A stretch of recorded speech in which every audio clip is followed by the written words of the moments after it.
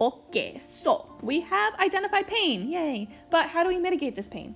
Let's look at the descending pain pathway, whose job is to essentially control and inhibit the ascending pathway. There are two important areas for the descending pathway. They are the periaqueductal gray of the midbrain and the raphe nucleus of the medulla. Now, the neuron that comes from the periaqueductal gray will travel down to the raphe nucleus and synapse with the second-order cell body here. This will then travel down to the spinal cord. Now, this second-order neuron will meet in an area known as the substantia gelatinosa.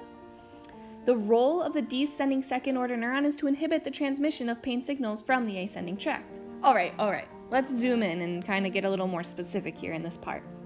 All right, let's recap these ascending parts. So we have this first-order neuron, which is carrying an action potential that came from 2 spinal levels down. This will then stimulate vesicles to release its contents into the synaptic cleft.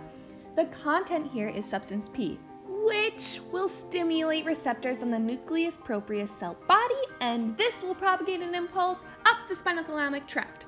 Now, coming down from the medulla is a neuron from the descending pathway. This is a serotonin noradrenaline neuron, which will release its contents, serotonin and noradrenaline, into the synaptic cleft. 2 things will come with this. First, receptors on the presynaptic neuron will bind with the contents and will inhibit the release of substance P. Secondly, it'll stimulate a small neuron in the area called an interneuron. This interneuron is an opioid neuron, which, when stimulated, will release an endogenous opioid known as enkephalin.